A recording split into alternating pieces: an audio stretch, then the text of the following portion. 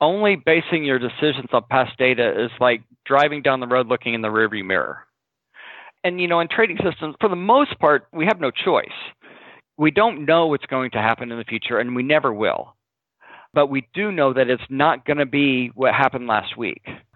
I think that's kind of the next level of being a good trader is the next step would be knowing what systems are probably going to do well going forward. And that's where I guess you would call it discretion steps in. But, if you just pick the systems that have been doing the best for the past 3 months, that may not be what works best for the next 3 months. You got to know what the systems are based on, what the characteristics are, and go in that fashion. That's, level 2, I guess, trading, if for lack of a better way to describe it.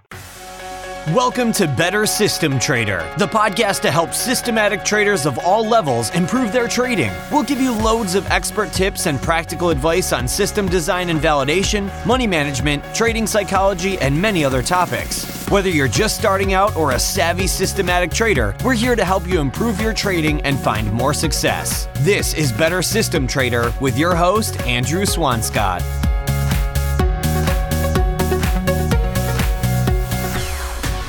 Hi, it's Andrew here and welcome to another episode of Better System Trader.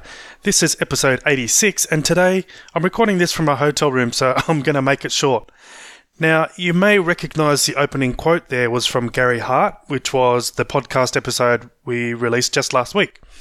The focus of that conversation was on intraday strategies, but we also discussed a number of other aspects to trading, and towards the end of the chat, he made a few comments that I found quite interesting. Now, we just heard some of that at the very beginning there, but one of the quotes that really stood out for me was, "Base decisions on the probable future instead of the certain past."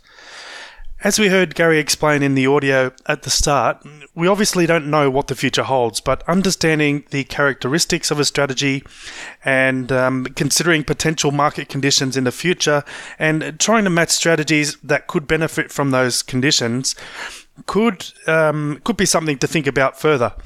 Now, when I was recording that interview with Gary, it reminded me of another similar or related comment that Michael Cook made back in episode 39, which was way back in January 2016. So I've gone back through the archives, I've dusted them off, I've removed the cobwebs, and I want to play that snippet of audio for you right now because it raises an interesting point about trading assumptions that I think it adds another angle to Gary's comment from last week. So here it is. This is Michael Cook talking about trading assumptions.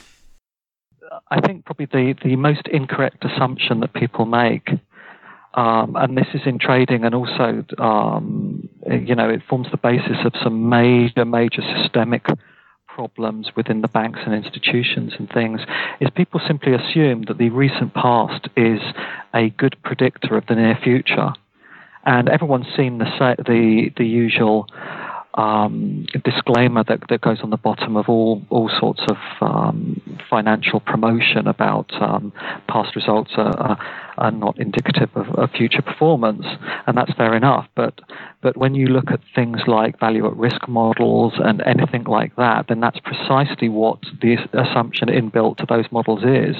So I think from a strictly trading point of view, and just assuming because things haven't been volatile and they will now that they will continue to not be volatile, that's extremely unsafe as an assumption, and the fact that it's inbuilt in untold numbers of risk models and that kind of sort of structural issue is, I think that's the assumption that gets people the most into trouble.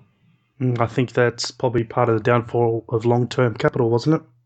Yeah, sure. And it certainly was the problem in 2007-8 crisis. Correlation adjustments, any number of these crises. It's the smoking gun. It'll be a different smoking gun, but that's what's underpinning so many of these problems.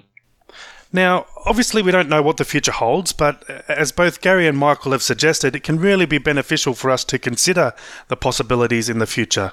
So, what risks could changes in market conditions pose to our trading account?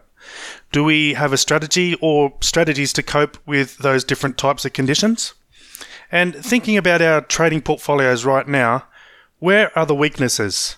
What type of market conditions could really pose a threat to our trading, and how do we position ourselves to not only protect ourselves in those conditions, but is there an opportunity to take advantage of those conditions as well? I think these are all really good questions to consider, not just right now, but to also keep in mind for the future as well. Now, if you want to hear more of that podcast episode I did with Michael, you can find it at bettersystemtrader.com/39. In that episode, Michael also shares an interesting technique to maximizing returns, so I highly recommend you take a listen to that one. Anyway, that's it for this week. I'll catch you next week. Thanks for listening to Better System Trader. Thanks for listening to the Better System Trader podcast. The next step is to head over to bettersystemtrader.com for more expert tips, practical advice, and exclusive content. Catch us next time for even more great ways to improve your trading here on Better System Trader.